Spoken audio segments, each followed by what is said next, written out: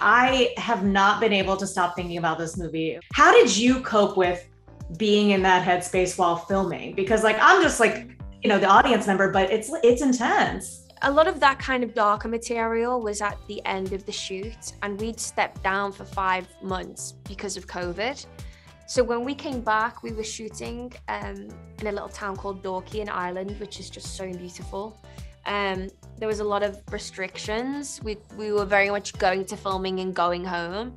And I had a very kind of wholesome time, like, because I couldn't do anything. I was like cooking nice, hearty, healthy meals. I was like going swimming in the freezing cold sea at any opportunity to kind of shake everything off. So that was kind of my way of dealing with what we were doing on set. So yeah, it was, I was in like a really lovely kind of environment, kind of taking care of myself, which was nice. Oh, that's good. And, after watching this movie, I kind of go in that deep dive afterwards. And I found it so interesting because there's the book, of course, but then there's like extensive Wikipedia pages about both the guys, and Marguerite just doesn't have one. Yeah. So how did you find who she was to give Marguerite a voice? I think when you get sent a script, you either have instincts or you feel connected or you don't, and I immediately felt connected to her. And there was the odd information. We knew that she was extremely well read. We knew she spoke several languages, but then it was about kind of getting together with Nicole. And Nicole had written it so beautifully anyway, but just being afforded the freedom to try and find out who she was. It's like she must have had friends. She's got to have had friends. What did she enjoy, giving her a sense of agency, and also just understanding the kind of foundations of who she was as a woman when you think about the lack of power that she had. Her life was at risk, and she still stood up and publicly spoke about what had happened to her.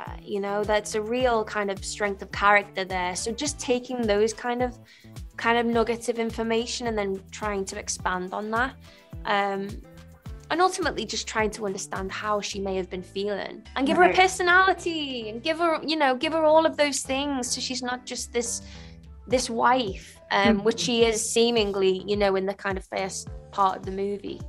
Yeah, and well, you're mentioning, like, I love the three different POVs that we get, because there's just these subtle little differences, even from like the way that someone perceives her glances, like things like that. Was like, that must have been a unique acting challenge. Was that intimidating? And did you have a favorite little like subtlety change? Yes and yes. What was interesting was, usually when you come to a project, you're playing your one character and you have your intentions, and you don't have to worry about what anyone else, you don't have to worry about what the other character thinks of you. You don't have to worry about what your other character needs from you. Like, it's not your job to worry about that. Whereas with this role, I was having to actually lean into that and kind of play a projection of myself for them. In Carrouges' story, it's, I'm the dutiful wife who loves him and he looks after me, and it's a happy marriage, and it's a marriage from love, and that couldn't be further from the truth. And then, with Gris, it's that he's kind of saving me from this miserable marriage, and it's adultery, and it's flirtatious, and we can't help but be together. And again, that is not the truth. So I was having to like lean into those perspectives, which was really fun but sometimes confusing. And then I think probably my favorite one, which wasn't scripted, that I just found was there's a moment where they're sat round the table by the fire, and it's Carrouges, Marguerite, and her mother-in-law, and he says, "Oh, I'm going off to Paris," and she's like, "Oh no, please stay." And then in her story, she's like, "Oh no, please stay, like, just please go," is what she's saying, so like just finding little moments like that are so small, but the audience go, "Oh, okay," they hear her loud and clear as to how she's really feeling. There was a big chuckle in the audience. To speak of the script, like, it's just so smart, because the other challenge was that the dialogue's the same. There's no dialogue changes. It's not like the characters remember a completely different event. It's like, it's the exact same scene, but you're just having to come at it from a completely different angle. Yeah. Well, so my two favorite movies of the year, I think, are The Last Duel and Free Guy. So I'm having a very Jodie Comer here. I want to ask you. I wanted to ask you before we wrapped up. Ryan Reynolds tweeted that Disney said yes, we want a sequel. How exciting is that?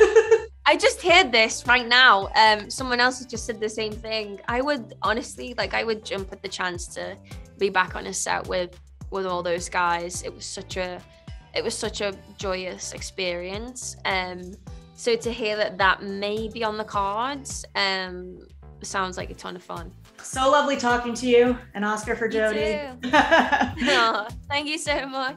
Bye. Thanks everybody. Bye.